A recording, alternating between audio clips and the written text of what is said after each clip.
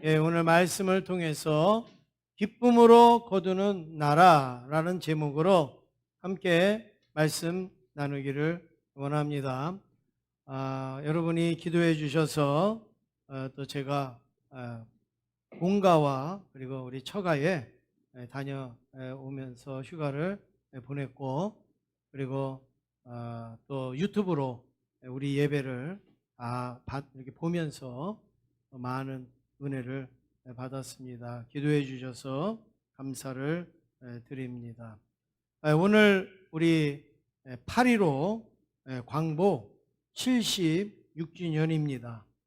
저를 비롯해서 젊은 세대에게는 광복의 어떤 기쁨이나 광복의 의미가 몸으로 와닿지는 않지만, 우리 민족에게 있어서 광복은 잊어서도 안 되고 그냥 지나칠 수도 없는 그 날이 바로 광복이라는 사실이죠.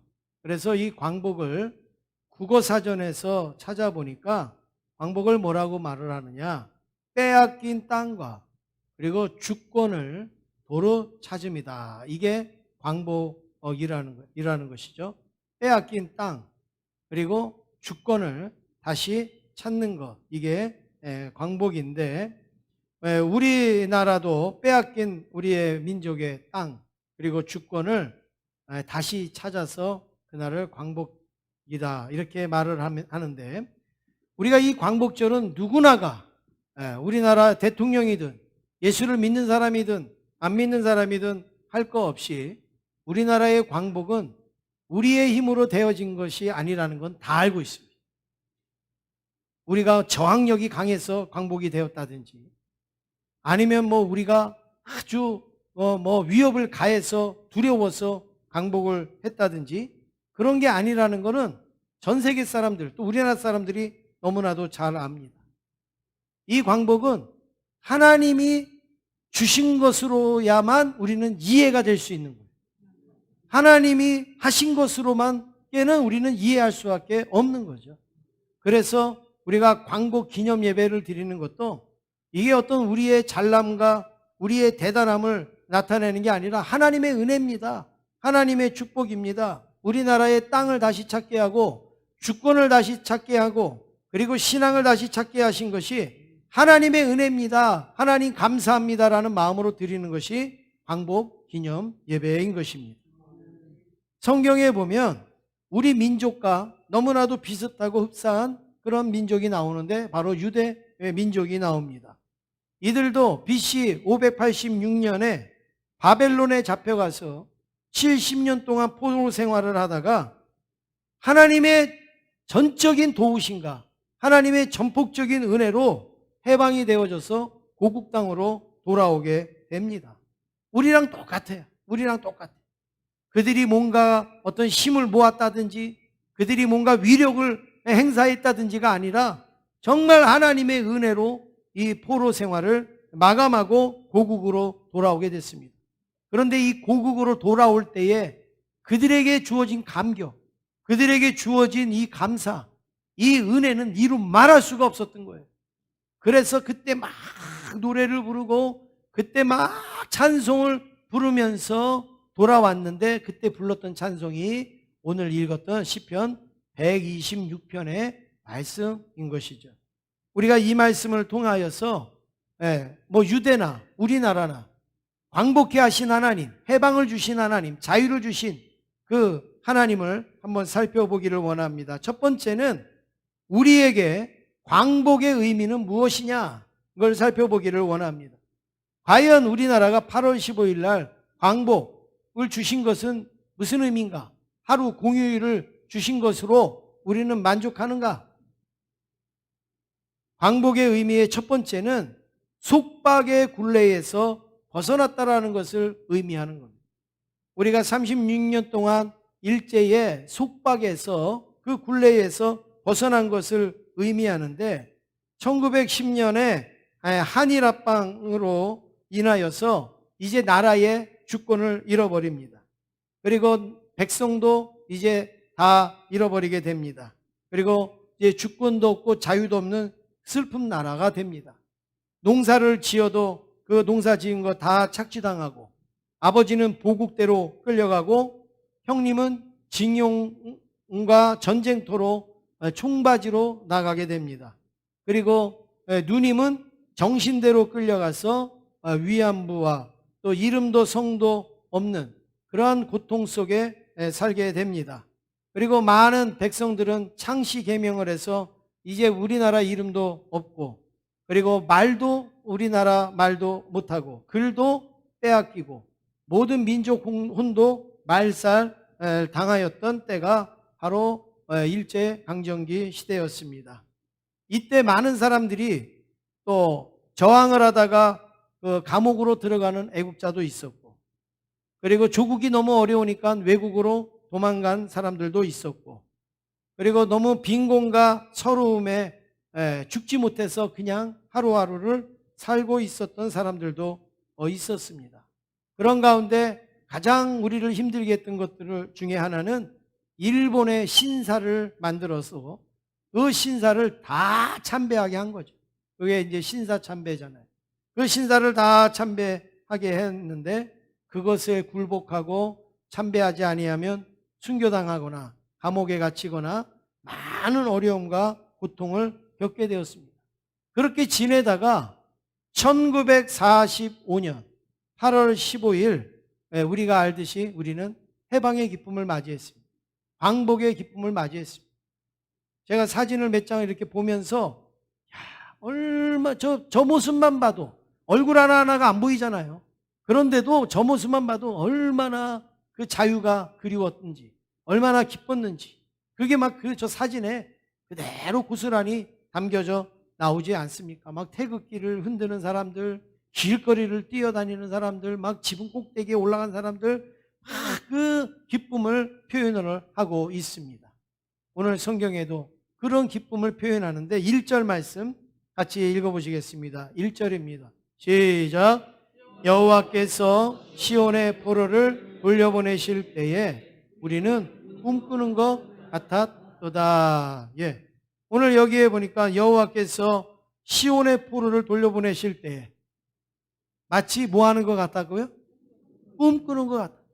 우리가 너무나도 기쁘면 꿈꾸는 것 같다 그랬잖아요. 꿈꾸는 것 같다. 꿈이야 생시냐 이러잖아요.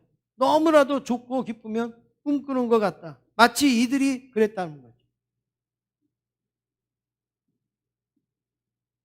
우리 청년들이 그 군대 생활을 하다가 이제 제대를 해서 이제 전역 신고를 하고 딱 나올 때 모르겠어요. 요즘 청년들도 그러는지 모르겠지만 저는 그랬습니다. 내가 진짜 제대했나? 내가 이거 진짜 제대한 게 맞나? 아니면 내가 지금 잘못 알고 내가 지금 이거 내 잘못 지금 나왔다가 나 탈영으로 잡혀가는 거 아닌가? 이런 생각이 들어요. 그리고 집에 와서도 한 2, 3일 정도는 내가 이거 꼭 들어가야 될 것 같은 거예요. 부대로. 네. 그런데 며칠 지나다가 보니까 내가 제대했지. 이제 이게 실감 나는 거죠. 실감. 그러니까 내가 제대한 것이 실감이 안 날 때는 꼭 뭐 하는 것 같으냐면 꿈꾸는 것 같은 거예요. 꿈꾸는. 지금 이스라엘 백성들이 자기의 나라로 막 돌아갈 때에 진짜 내가 해방된 게 맞나? 진짜 내 나라로 가는 게 맞나? 이게 마치 꿈꾸는 것 같아요. 제가 평상시에 꿈을 잘 안 꿉니다. 아주 중요할 때 뭐 이렇게 한 번씩은 꿔도 평상시에는 별로 이게 꿈을 잘 안 꿔요. 예, 그런데 어제 밤에는 오늘 새벽까지 밤새도록 꿈을 꿨어요. 밤새도록. 예, 계속 꿈을 꿨어요. 그러니까 끊어지지가 않고 계속 꿈을 꿨어요. 근데 어떤 누가 보이거나 뭐 하거나 이런 거 하나도 생각이 안 나요. 그냥 어떤 느낌만 있어요. 느낌만. 누가 말하고 뭐 이런 거 하나도 생각 안 나고, 그 밤새도록 꿨으니까 얼마나 많이 꿨습니까? 근데 아무것도 생각이 안 나요. 그러니까 별로 중요한 꿈은 아니에요. 예, 별로 대단한 꿈은 아니에요. 우리는 뭐 하다가 꿈 이러면은 막 눈이 갑자기 떠지잖아요. 뭐가 대단한 게 일어나. 그런 거 아니에요. 아무것도 아니고. 그런데 그 꿈이 내용이 뭐냐? 이거 하나만 그냥 생각이 나는 거예요. 밤새도록 꿈속에서 제가 뭐 했느냐? 계속 새신자 맞이했어요. 잘라 그러면 또 새신자 왔다 그러고, 뭐 할라 그러면 또 새신자 왔다 그러고, 밤새도록 새신자 영접하다가 깼다니까요. 깨고 싶지 않더라고요. 그냥 계속 그 꿈 꾸고 싶더라고요. 그냥 밤새도록 새 가족이 오는 거예요. 밤새도록. 그냥 꿈속에서 계속 오는 거예요. 아마 이 말씀을 제가 일주일 동안 준비를 해놔서 꿈꾸는 것 같다. 이 말씀을 묵상하고 준비해서 저도 이제 그런 어떤 이제 이렇게 마음이 전달이 돼서 그런 꿈을 꿨는 것 같은데 하여튼 그래요. 근데 꿈을 밤새도록 꿨으면 피곤한데 하나도 안 피곤한 거예요. 밤새도록 누가 왔으니까요. 새 가족이 왔으니까 하나도 안 피곤한 거예요. 꿈꾸는 것 같은 거예요. 오늘 우리 대한민국이 바로 이런 속박에서 벗어난 것, 이게 바로 이게 광복이다. 그 다음에 두 번째는 잃었던 모든 것을 다시 찾은 것을 의미하는 거예요. 광복은 잃어버렸던 모든 것. 나라도 잊어버렸고 땅도 잃어버렸죠. 그리고 주권도 잃어버렸죠. 그리고 자유도 잃어버렸죠. 이름도 잃어버렸죠. 뭐 모든 걸 다 잃어버렸잖아요. 그런데 그것을 다시 찾은 것이죠. 이스라엘 백성들도 400년 동안 광야 애굽 땅에서 살다가 살 때 어떻게 했습니까? 다 잃어버렸어요. 다 빼앗겼어요. 그러다가 홍해를 건너니까 얼마나 기쁜지, 홍해를 건너면서 춤을 추면서 홍해를 건넜다라고 말하고 있지 않습니까? 잃어버렸던 걸 다시 찾으니까. 우리는 핸드폰 하나 잃어버렸다가 찾아도 얼마나 기쁩니까? 아니면 내 물건 하나 잃어버렸다가 찾아도 얼마나 기쁩니까? 그런데 주권이며 땅이며 모든 걸 다 잃어버렸는데 그걸 찾았으니까 너무 기쁜 거죠.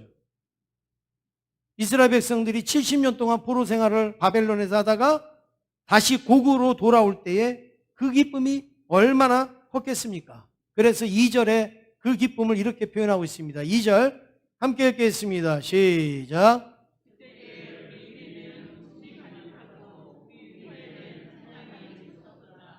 그때에 문나라 가운데에서 말하기를 그들을 위하여 큰 일을 행하셨다 하였도다. 아멘. 네, 여기에 말씀에 뭐라 해요? 그때에 우리 입에는 뭐가 가득했어요? 웃음이 가득했다. 너무 기쁘니까.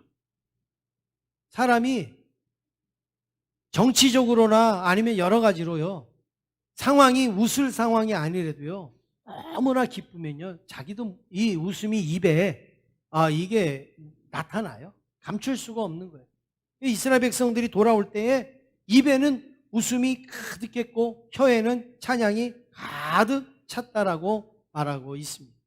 바로 이렇게 광복의 의미는 기쁨을 주는 거예요. 이렇게 감사를 주는 거예요. 은혜를 주는 거예요.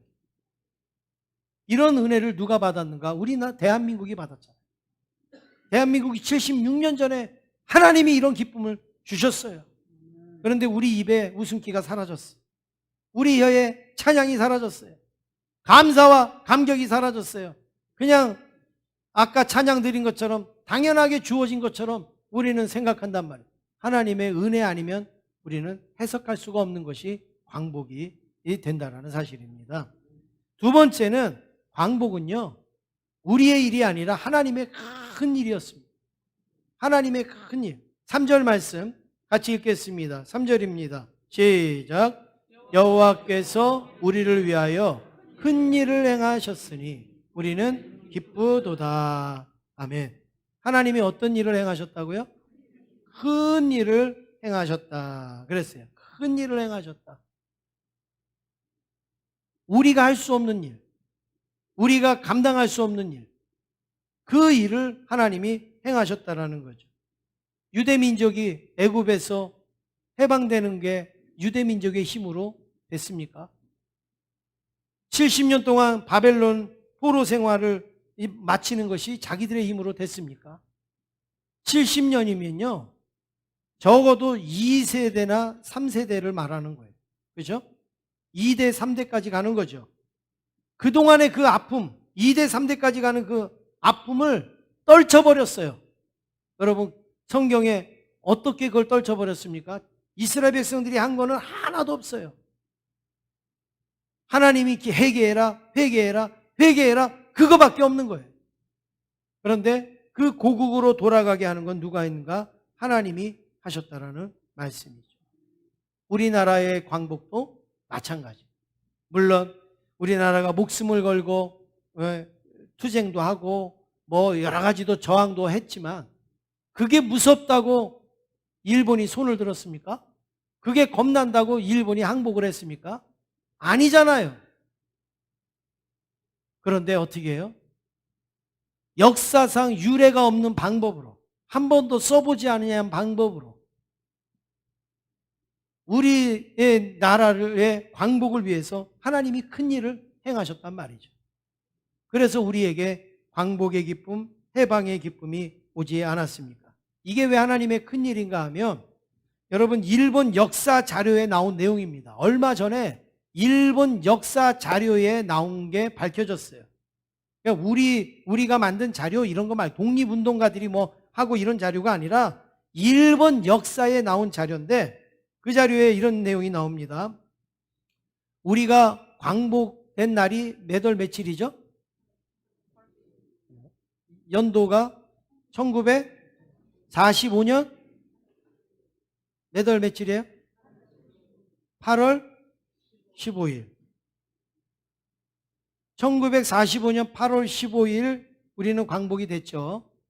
근데 일본에서 생각할 때 일본 제국주의도 마찬가지고 공산주의도 마찬가지고 제일 무서워하고 두려워하고 없었으면 하는 이 집단이 기독교예요. 예수 믿는 사람들이에요. 그래서 이 예수 믿는 사람들만 없애버리면 일본이 쉽게 우리나라를 지금 지배할 텐데 이 예수 믿는 사람들이 문제거든. 그래서 이 기독교 지도자들을 말살하려고 하는 정책을 일본이 가졌다는 게 역사 자료에 나와요. 그럼 언제 기독교 지도자들을 말살하려고 했는가? 1945년 8월 17일. 이날은 기독교 지도자들 말살하는 날이다. 일본에서 이렇게 정한 거예요. 에이, 목사님, 8월 15일 날 광복절이라고 8월 17일 날 우리가 이렇게 대충 예상을 하는 거겠죠. 지금 우리는 결과를 가지고 말을 하니까 이렇지만 그 당시에 1945년이 되기 전에 이 계획을 세웠다고요. 그러니까 자기네 나라가 언제 망할지 모르는 거죠. 그런데 8월 17일 날 우리가 기독교 지도자들을 싹 말살하자 이렇게 해서 이제 계획을 세웠어요. 우리가 알고 있는 안희숙 여사도요, 8월 17일 날 죽게 돼 있었던 날이에요. 그런데 광복이 됨으로 인하여 죽지 않고 해방돼서 나는 순교를 못해서 나는 너무 죄송하다고 그렇게 평생을 외치다가 돌아가시지 않습니까? 그래서 이 8월 17일이 기독교 지도자들 말살하는 날인데 하나님이 8월 15일 날 일본이 항복하게 만들었다. 여러분, 이거는요 놀라운 사건 아니겠습니까? 만약에 기독교 지도자들을 싹 말살해놨다면 우리나라가 광복됐을지도 모르고, 그리고 광복됐어도 지금 오늘날 우리가 지금 이렇게 하나님 앞에 예배를 드릴 수 있는지 없는지 그거는 모르는 거예요. 그런데 다 감옥에서 말살되려고 하고 있는데 하나님이 이틀 전에 이렇게 큰 일을 행하심으로 인하여 우리에게 자유와 기쁨과 은혜를 내려주셨다는 겁니다. 여러분, 다 이런 것들이 하나님의 은혜요, 하나님의 축복이고 하나님의 기적인 줄로 믿습니다. 우리의 힘으로 도저히 못하는 거, 우리의 노력으로 도저히 못하는 거. 그런데 하나님이 그 일을 행하신 것이죠.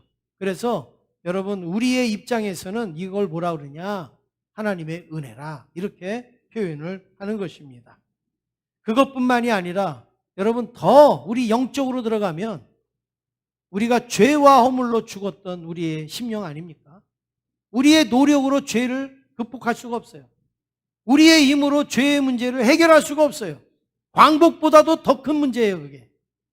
그런데 우리는 예수 그리스도 안에서 예수 그리스도의 은혜로 죽으심으로 우리는 죄와 사망의 법에서 해방되어지고 그리고 생명과 성령의 법으로 우리는 살게 되었다라는 것이죠.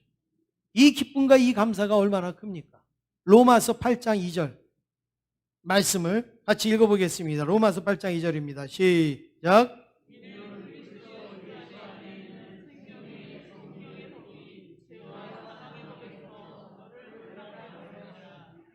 우리가 예수 믿는 거 그냥 믿는 게 아니에요. 예수 그리스도 안에 있는 생명의 성령의 법이 우리가 죄와 사망의 법 아래 포로로 속박으로 잡혀 있고 그리고 있었는데 하나님께서 우리를 생명의 성령의 법으로 예수 그리스도의 보혈로 우리를 해방하여 주셨다는 말입니다. 그러니까 광복 기념 예배는 1년에 한 번씩 우리가 하나님 앞에 감사하는 예배를 드린다면 우리가 죄와 사망에서 벗은 이 날은 매일매일 매시간 천국 갈 때까지 우리는 감사하며 하나님의 은혜로 여길 수 있기를 주님의 이름으로 축원합니다. 세 번째로 우리에게 자유를 주셨다면 그 자유를 주신 이유가 있습니다. 자유된 자의 사명이 있어요. 하나님이 왜 우리에게 자유를 주셨을까? 왜 우리에게 광복의 은혜를 내려주셨을까? 사명이 있는 겁니다. 이스라엘 백성들이 70년 바벨론 포로에서 해방되었습니다. 그런데 아직도 이들은 해결하지 못한 부분이 있어서 그 부분을 놓고 기도합니다. 그 부분을 놓고 안타까워합니다. 4절 말씀을 함께 읽겠습니다. 4절입니다. 시작. 여호와여 우리의 포로를 남방 시내들 같이 돌려보내소서. 지금 여기 말씀에 여호와여 우리의 포로를 남방 시내들 같이 돌려보내소서. 지금 이들은 바벨론에서 예루살렘으로 돌아가고 있습니다. 해방이 돼서 돌아가고 있어요. 근데 이들이 지금 막 찬송을 부르고 기도를 하는데 뭐라 그러냐면 우리의 포로를 남방 시내들 같이 돌려보내소서 이렇게 말을 하고 있거든요. 여러분 이게 무슨 내용인가 하면 바벨론에서 귀환할 때에 한 번에 다 가는 게 아니에요. 1차로 몇 명 가고 2차로 몇 명 가고 3차로 몇 명 가고 이렇게 갔어요. 나눠서. 그러니까 이들이 귀환할 때 남아있는 포로들이 있는 거예요. 남아있는 백성들이 있는 거예요. 그 남아있는 백성들을 향하여서 이들이 기도하고 있는 거예요. 하나님, 저 남아있는 포로들을 보내주세요. 남방으로 흐르는 시내같이 저 포로들을 보내주세요. 아무리 약속이 돼 있다고 해도 여러분 그 약속이 지켜져야지 약속이죠. 자기들은 먼저 가요. 그런데 남아있는 포로들이 있어요. 그 남아있는 포로들을 향하여서 기도하는 것. 이들이 그게 사명이란. 남아있는 그 포로들을 데리고 오는 것이 이들의 사명이란 말이죠. 그렇다면 여러분 오늘 광복을 맞이한 우리의 사명은 무엇입니까? 8.15 광복이 일어나면서부터 우리나라에는 남북 분단이 시작이 됐어요. 이념으로 갈라졌어요. 공산주의와 민주주의, 자유주의가 나뉘어지게 되어졌어요.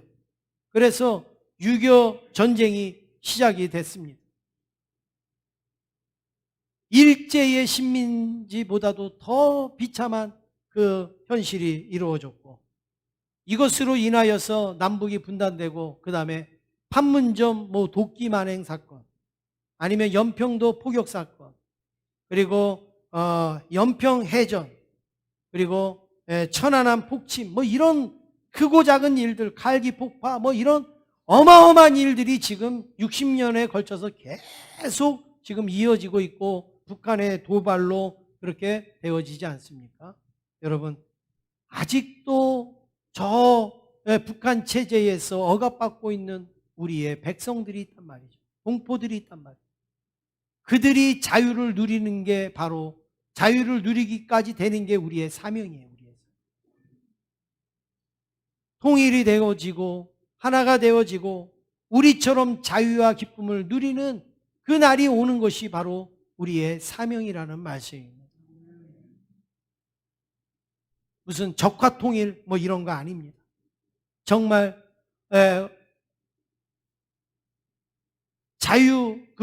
어떤 그 평화의 그 통일이 우리에게 있어야 되는 건데, 지금도 북한에서는 예전에부터 지켜온 그 신앙을 지키기 위해서, 또 지금도 예수 믿는 그 많은 사람들이 지하교회에서 눈물을 흘리면서 하나님 앞에 기도하고 그리고 예배를 드리고 있습니다.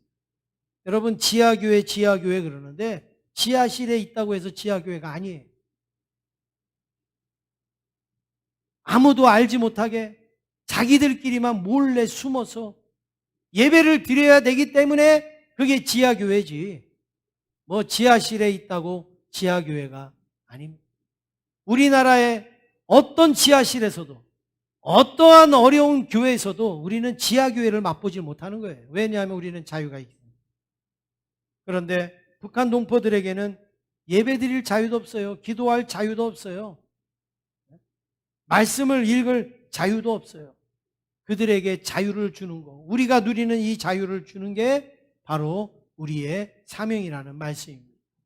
여러분, 이런 자유, 평화, 통일이 이루어지기 위하여서 우리의 사명을 감당하면서 기도하시는 저와 여러분 되기를 간절히 원합니다. 마지막으로 네 번째, 기쁨으로 거두는 나라를 만들어야 됩니다. 5절 말씀 우리 한번 같이 읽어보시겠습니다. 5절입니다. 시작. 눈물을 흘리며 씨를 뿌리는 자는 기쁨으로 거두리로다. 예. 여러분, 이 말씀이 이해가 잘 가시나요? 이 말씀이 여러분 읽을 때는 그런 것 같은데 정말 한번 설명을 해보라 그러면 힘든 말씀입니다. 눈물을 흘리며 씨를 뿌리는 자는 기쁨으로 거두리로다. 그러면 눈물을 흘리면서 씨를 뿌리는 게 뭐예요? 너무 씨 뿌리는 게 힘드니까 땀을 너무 많이 흘려. 막 너무 힘드니까 막 눈물까지 흘려. 여러분, 그렇게 이해하기가 쉬워요. 그런데 여기 말씀은 그게 아니에요. 내가 지금 눈물 흘리기도 지금 시간이 아까울 그런 시간, 지금 내가 울기도 힘든 그 시간, 내가 그냥 울고만 싶은 그 시간 있잖아요. 너무 괴로워서. 근데 그 시간에 씨를 심는다는 거예요. 그 시간에. 우리 흔히 상담학적으로 말하면 뭐라 그럽니까? 울고 싶을 때 울어. 눈물 날 때 울어. 실컷 울어. 그게 우리 상담학으로 맞는 말이에요. 그런데 여러분, 오늘 여기 상황적으로 보면 뭐예요? 그런 눈물을 흘리는 시간에 눈물을 흘려야 되는데 눈물을 흘리면서 뭘 심어야 돼요? 씨를 심고 있어요. 씨를. 그런데 그렇게 씨를 심으니까 나중에 어떤 일이 일어나는가? 기쁨으로 거두는 날이 온다는 거예요. 네. 나 눈물 흘리는 나는 지금 마음밖에 없어.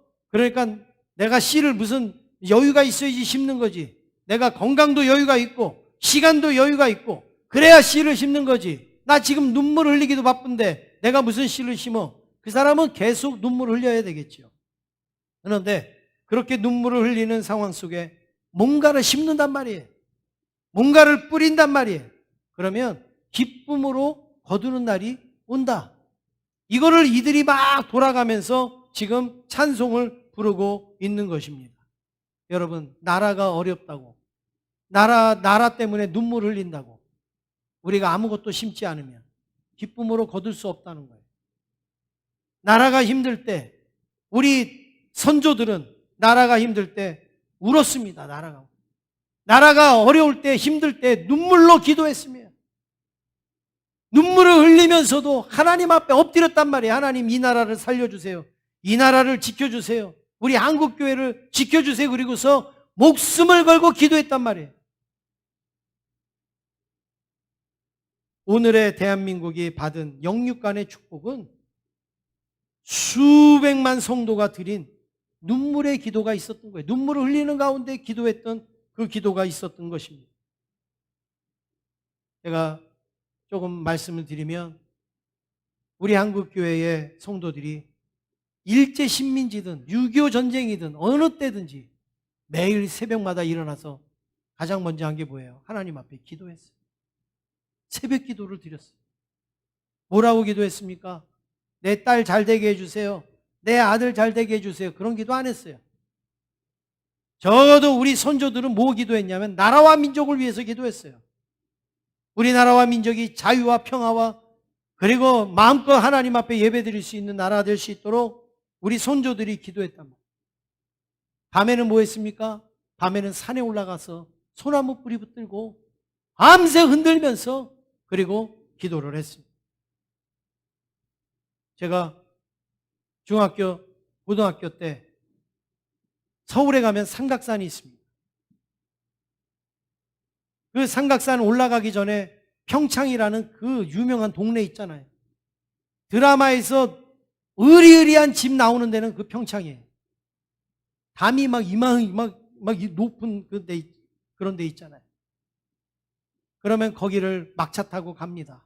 시내버스 타고 막차 타고 가요. 그러면 그 으리으리한 집 조금만 지나가면요. 그냥 그 산 밑에서부터 그 산 정상의 그 바위까지 사람들이요 꽉 차가지고 소나무 붙들고 기도하는 거예요. 마치 그 소리가 어떻게 들리는가?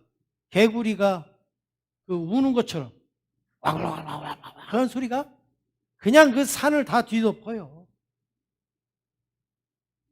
그리고서 그 소리를 듣고 올라가면 올라가서도 그냥 눈만 돌면 여기서도 기도하고 여기서도 기도하고 있고 무섭지도 않아요. 다 기도하는 사람들인데 뭐가 무서워요? 그런데 그들이 기도하는 소리가 들려요. 제가 기도하는 소리도 그들이 들었겠죠. 뭐라고 기도하는가? 뭐 귀담아서 들을 것도 없어요. 전부 다 그들이 기도하는 것 8, 90%가 나라와 민족을 위해서 기도했어요. 자기 먹고 살고자 기도한 사람 거의 없어요. 거기까지 올라와서. 전부 나라와 민족을 위해서 나라와 민족을 살려달라고 구해달라고 그렇게 기도해요. 여러분 우리나라가 지금 이렇게 부강하고 잘 살고 이렇게 평안하고 자유롭게 사는 것은요.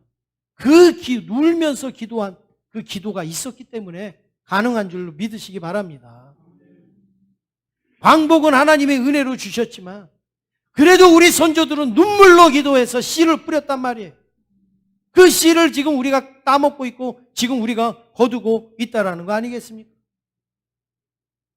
그 못 먹고 살 때도요. 나라와 민족을 위해서 일주일 금식기도, 20일 금식기도, 40일 금식기도 하는 사람들이요. 교회마다 골짜기마다 수없이 많이 있었습니다.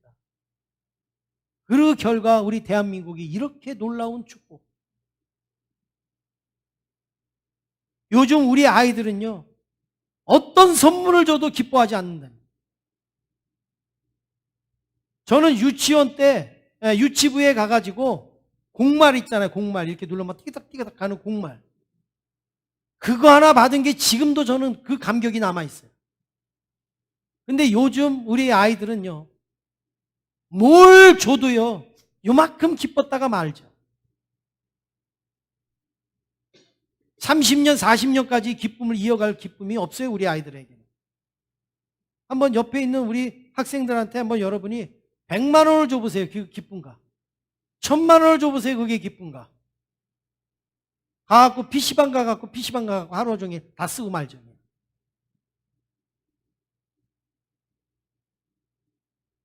이러한 축복을 우리가 어떻게 얻었냔 말이에요. 우리 선조들이 눈물을 흘리면서 기도한 거예요. 6절 말씀 같이 읽겠습니다. 6절입니다. 시작.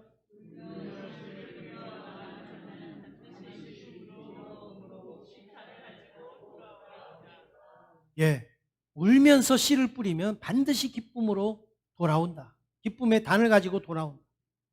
오늘 우리도 울면서 씨를 뿌려야 우리의 자녀들이요 기쁨으로 곡식단을 걷어서 가져올 수가 있는 거예요. 나라를 잃어버려도 교회가 무너져도 울면서라도 우리가 하나님께 기도하면 기쁨으로 곡식단을 거두게 하실 줄로 믿습니다. 사랑하는 성도 여러분, 한국교회가 대단한 부흥과 성장을 이뤘다고 전 세계 사람들이 다 말을 합니다. 그런데 지금도요 눈을 들어보면 정말 위대한 신앙인들 많습니다. 위대한 믿음의 사람들 많습니다. 정말 멋있게 하나님을 믿는 사람들 많이 있습니다. 눈물을 흘리면서도 믿음으로 나라를 세우거나 믿음으로 교회를 세우거나 믿음을 지키는 사람이 어마어마하게 많단 말이에요. 제가 한 가지 이제 보여드릴 텐데요. 예수님의 제자 마가가 이집트에 가서 복음을 전했다고 합니다.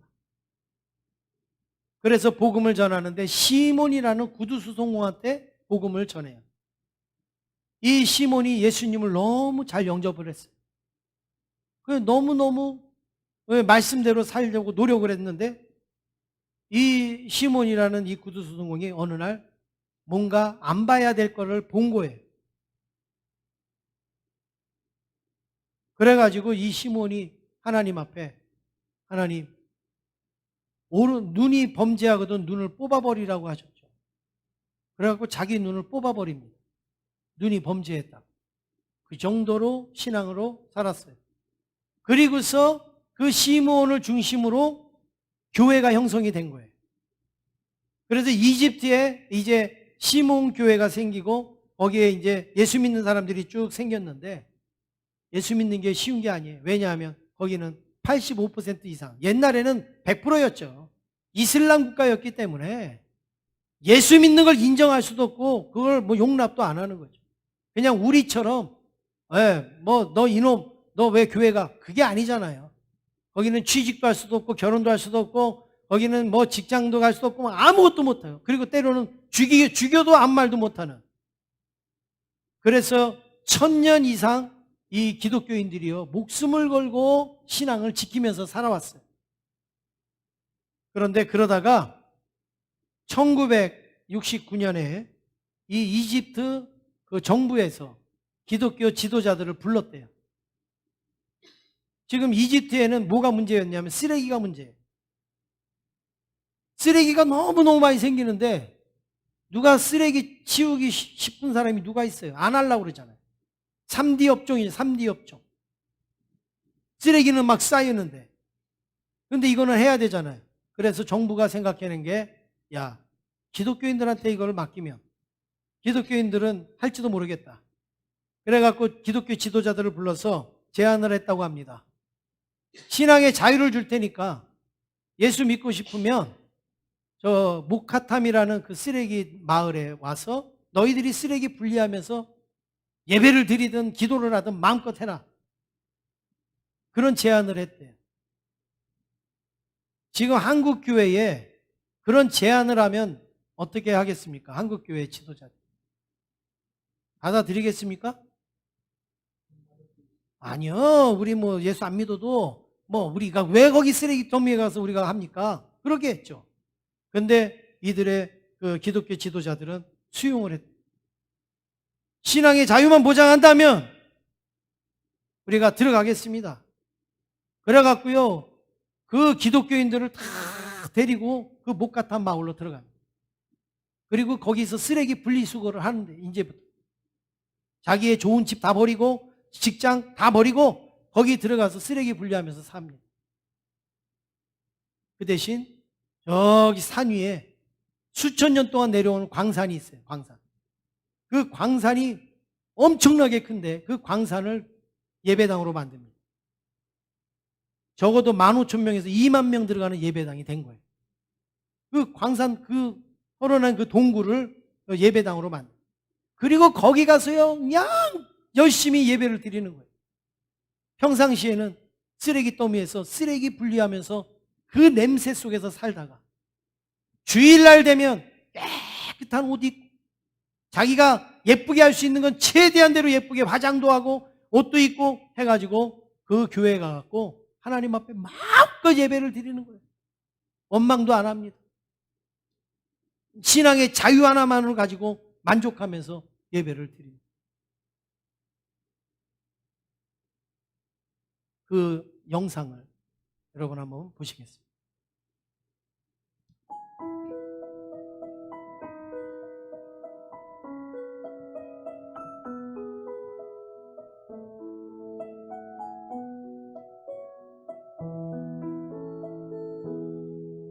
그 선한 힘에 고요히 감사하여 그 놀라운 평화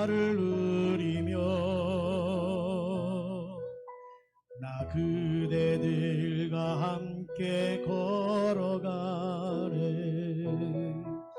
나 그대들과 한 해를 여네. 지나간 허물 어둠의 날들이 무겁게 내 영혼 짓눌러도 오 주여 우릴 외면치 마시고 약속의 구원을 이루소서. 그 선한 힘이 우릴 감싸시니 믿음으로 일어날 일 기대하네. 주 언제나 우리와 함께 계셔 하루 또 하루가 늘 새로워. 이 고요함이 깊어 번져갈 때 저 가슴 벅찬 노래 들리네. 다시 하나가 되게 이끄소서. 당신의 빛이 빛나는 이 밤 그 선한함이 우릴 감싸시니 믿음으로 일어날 일 기대하네. 주 언제나 우리와 함께 계셔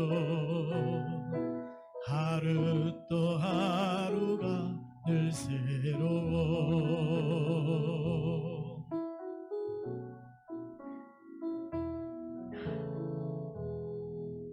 그 선한 능력으로 안으시네. 그 크신 팔로 날 붙드시네. 절망 속에도 흔들리지 않고 사랑하는 주 얼굴 구하리. 그 선한 힘이 우릴 감싸시리. 믿음으로 일어날 일 기대하네. 주 언제나 우리와 함께 계셔 하루 또 하루가 늘 새로워. 이들이 이제 예배드리는 현장을 여러분들이 보실 텐데 이사야 19장 23절에 그 찬양을 부르는 장면입니다. 동굴교회에서 예배드립니다.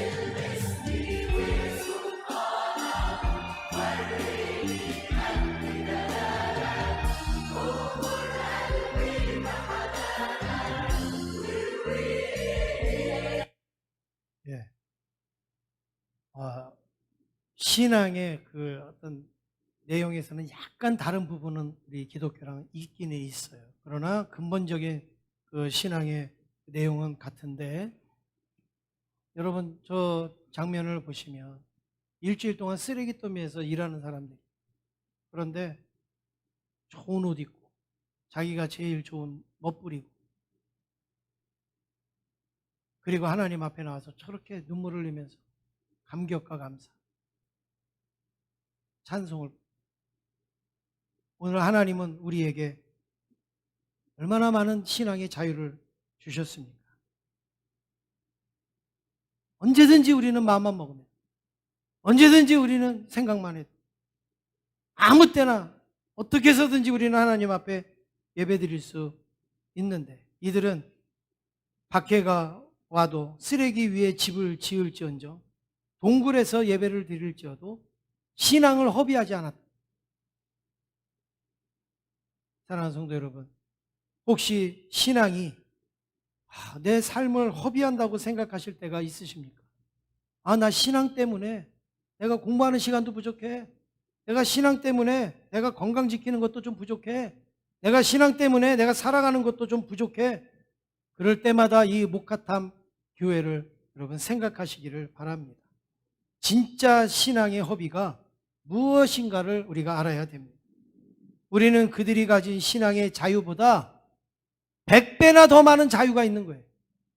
우리는 그들이 누리는 신앙의 자유보다 1000배나 더 많은 자유가 우리에게 있지 않습니까? 그런데 그 자유를 우리는 어디다 쓰냐 말이에요. 노는 데다 씁니까? 아니면 우리는 어디다 씁니까? 저들은 그 자유를, 그 조금밖에 없는 자유를 예배하는 데다가 다 쓰지 않습니까? 오늘 우리도 여러분 하나님 앞에 예배드릴 때, 지금도 잘 하시지만 여러분 특별히 우리 예배위원들, 목사나 아니면 설교하는 목사나 기도하는 장로님이나 아니면 찬양하는 찬양대나 헌금하는 헌금위원이나 안내를 쓰는 안내위원들, 특별히 우리가 우리는 얼마나 좋은 옷이 많고 깨끗한 옷이 많고 얼마나 아름다운 옷이 많습니까? 하나님 앞에 그런 모습으로 우리가 하나님을, 그 자유를 누려야지요. 저들은 냄새나는 쓰레기더미 위에서 일하면서도 하나님 앞에 나올 때 보세요, 얼마나 예쁘게 하고 나왔는가. 막 팔찌도 차고 뭐하고, 우리는 그럴 거 아니지만 여러분, 그들은 그게 그들의 마음이, 하나님 우리에게 이렇게 자유를 주셔서 감사합니다라고 하는 최고의 영광을 돌리고자 하는 그런 모습이라는 거죠. 하나님이 우리에게 광복의 은혜를 주셨습니다. 신앙의 자유를 주셨습니다.